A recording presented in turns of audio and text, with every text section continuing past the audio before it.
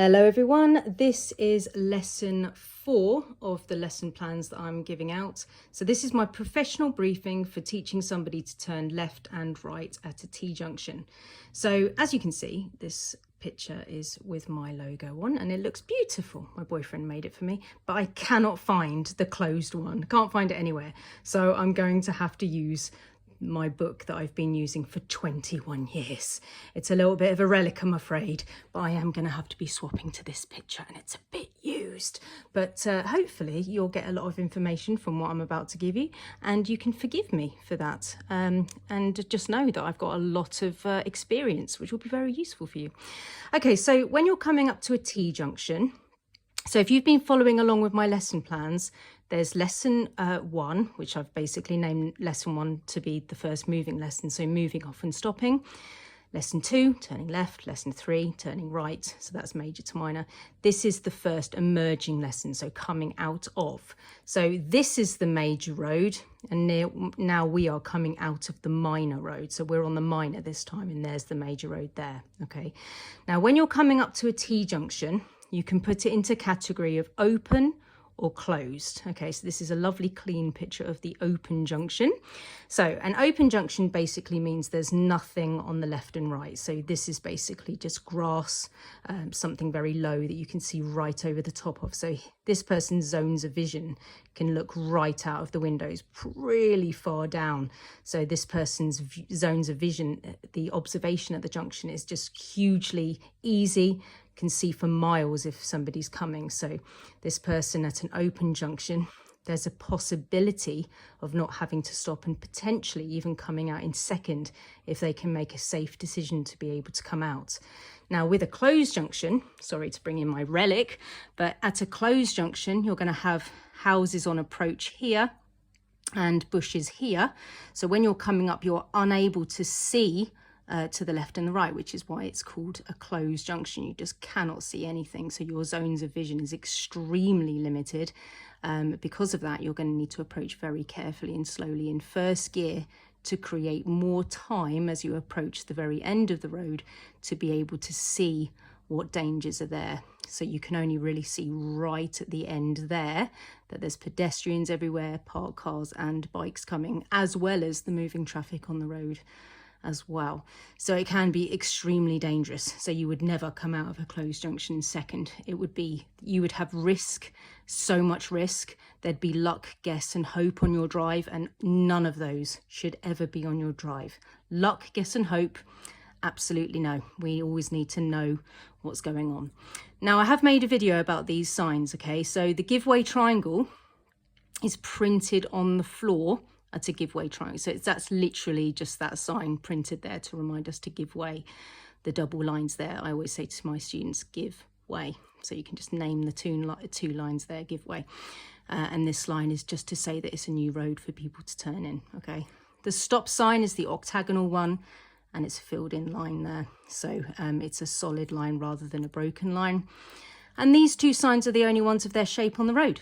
So the give way triangle has the peak at the bottom. So if it gets covered in snow, you still know what it is. Same with the stop sign. If you cover it in snow, still know what it is because there's no other octagonal sign or upside down triangle on the road apart from there. Okay, so going back to the clean picture. If you have been following along with my lesson plans, we have learnt mirror signal position speed look, which is very much going to be used for turning left out of a T-junction, but we're now expanding it to look, assess, decide, act at the end. So we've had mirror signal maneuver, which we changed to mirror signal position speed look, and now we're changing the whole thing to mirror signal position speed look, assess, decide, act. So that's the entire thing. Don't worry, there's no more to learn after that. Look, assess, decide, act is a really fancy way of saying look left and right, make sure that you've had a good look and you've assessed the situation, decide whether it's safe to go and then act on that decision. Okay. Now the MSPSL routine, if you're turning left, it depends on how curvy that is because you might be able to curve into the left before you turn. So, but if you're turning right, you just need to be just left of the center line. All right. So if you were turning left, you would go mirrors to the left, signal to the left, position, and that might be into the left. speed down, and you might be able to use second because it's open. We can see absolutely everything, right? You might be able to come out in second gear if you can see that it's totally clear and safe to do so, because it is a give-way junction here, not a stop junction. Now remember the highway code rules about the pedestrian here. If you are able to, we should let that pedestrian cross the road. If they are waiting calmly and patiently at the side of the road, we should come to a stop here, let the pedestrian cross the road, and then we should go up. All right, so that is another thing that we definitely need to keep in mind. The main road certainly has priority here, but because it's lovely and open, you may be able to see, ooh, there's no pedestrian and there's no car. So then you can just go, yep, mirror signal position, speed by brake, clutch down, into second. Yep, I can certainly go, look, assess, decide, act. Yep, no problem, off brake, coming up onto the biting point and turning out with second gear. All right. Now the position, if you're turning right, is slightly different.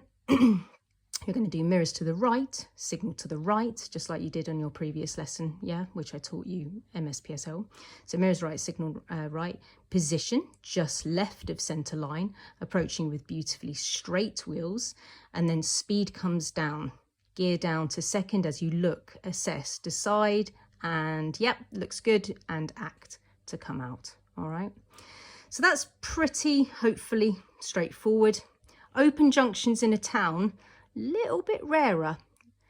There's a lot of houses about, there's lots of shops around, there's lots of bushes around, there's lots of people around. So open junctions in a town, probably going to give it around about a 2 to 3 out of 10. It depends on what town you're in, obviously. There is a lot of buildings in my town, so I think I can only really think of 2 open junctions off the top of my head in the whole of Cheltenham. So most of them are closed. So I'm going to have to go to the relic picture, I'm afraid. Bring it over. Oh, it's an old book, this. I have been a driving instructor for a very, very long time. Okay, right. So when you're coming up to the end of the road, if it's closed, we're going to be coming up and we're going to be using first gear for sure. Okay, so as we're coming up, we cannot see anything at all, and it would be dangerous for you to just come out of here in second. I mean, it would be so ridiculously unsafe to do that. Okay, so if you cannot see, we absolutely must create more time by approaching with first gear. So important. Okay, so as we come up to it, let's say we're turning left. Okay, depends on how curvy that is, but you might be able to get into the left. It's a giveaway junction, but you are going to be super slow. You might not have to stop because you may be able to look, assess, decide, act in this little area here, and then go, yeah, it's okay, and then pull out maybe if there is no one coming, right?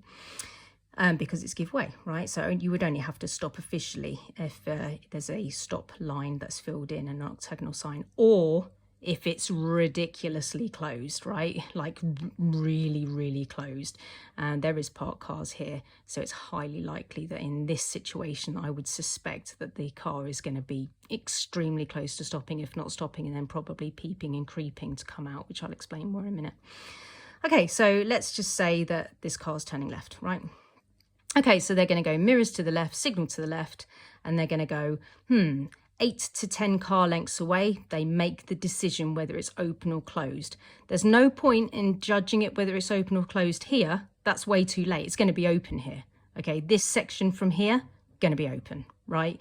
You need to assess it whether it's open or closed about 10 car lengths before, 8 to 10 car lengths before, because you need to be able to look here and go, no, I can't make a decision here. So you decide it's closed from back there, all right? And then you know which gear to use. If it's closed, you're going to be using first gear. Okay, so mirrors to the left, we've decided it's closed. Mirrors to the left, signal to the left. Position, we're going to be aiming into there. Speed by brake, braking, braking, braking. Clutch down, super slow, going into first gear, desperately slow now, braking, braking, braking. Okay, look to the right, look to the left. Assess the situation, park cars, bikes there, deciding whether you can go or not, deciding no, I can't, braking to stop. Okay, pausing here because you've just seen that the bikes are there coming, right? So you've decided to stop here. behind the line, because you were able just to see through there that there were some bikes coming. All right, so you pause there. Then let's say that the bikes have gone, so just use your imagination. Now at this point, you are not going to be able to see very well. All right, so now another reason why you need to go desperately slow, right, is because obviously pedestrians have been given priority here as well. So that's another reason you may have to go desperately slow and potentially stop there for a pedestrian. That would be horrible. So just really, really slow. Is there a pedestrian? No. Coming up to the line and pausing there. Now, when you're here stopped and you've let the bikes go past, you can't really see, right, because there's parked cars again. So these parked cars are further making it closed. So because of that, you're going to have to now imagine that you're pushing this whole line up to there. Okay, so you're just going to have to use your imagination and just pretend that you're moving the line to match the furthest point of these cars. It's important then to very, very carefully use the clutch control that you've been taught, possibly on your first lesson by your instructor, right? Hopefully. So lifting and dipping, gently, gently, looking as you do it. Look, assess, decide, act. Look, assess, decide, act. Peeping and creeping, moving here. Then you stop in this new position. Yeah, very, very carefully coming out here. Don't worry, it won't matter because these people are overtaking the parked cars anyway, right? So very, very, very gently looking, assessing, deciding and pausing here. And then you make it open from your new position. Okay, that's really important to increase your fields of vision. If you don't increase your fields of vision and you're here and you think, I guess it's safe, it's just so dangerous, right? You must never have any luck, guess or hope on your drive. You must know if you can go to reduce your risk of accident. So you come out, peep and creep and pause. Now you make it open and now you can look, assess, decide, act from this new position. And then you can then think, yes, now I'm safe to go. And then you can go, or from this new position, you can stay still and you can let people pass you in this new position. Now, I've been a driving instructor for an extremely long time, as long as this book, right? 21 years. So when you come out here, it is extremely common for the student to go peep and creep, and they get to about here and they look down here and they see a car, they completely panic and then they go anyway. There was no point in peeping and creeping. You may as well have just zoomed out and just hope for the best. Just peep and creep. And when you get to a point of viewing, if you see someone coming, stop there. These people are going to absolutely 100% expect you to stop. They're going to be able to see you, right? They're going to come up like this. And when they get to about this point, or even earlier, depending on because they're sitting on the right, yeah, they can see down probably before you, right? So they can see you. And they should be being careful because there's a junction nearby, right? So as they're coming, if you are coming out, they will absolutely expect you to stop. It's very unlikely that these people are going to stop and make a whole traffic jam just so you can come out. The only reason why they would stop is if this person was totally panicked that you were just going to pull off in front of them, and then they would do it, but that's because they're forced to. Normally, they would just come down, they'd see you trying to get out because you're beautifully peeping and creeping in a very slow, safe way, and then they would safely just go past you, right? That's very normal. Okay, you must be able to see before you pull out. It's all written in the highway code, right? Go to the emerging from junction section if you need to see this, or go to the driving essential skills about how to peep and creep out of a junction. You must be able to see, all right? So in this new sort of place here, you look, assess, decide, act, and then make a decent decision about whether you need to pull away from your closed junction.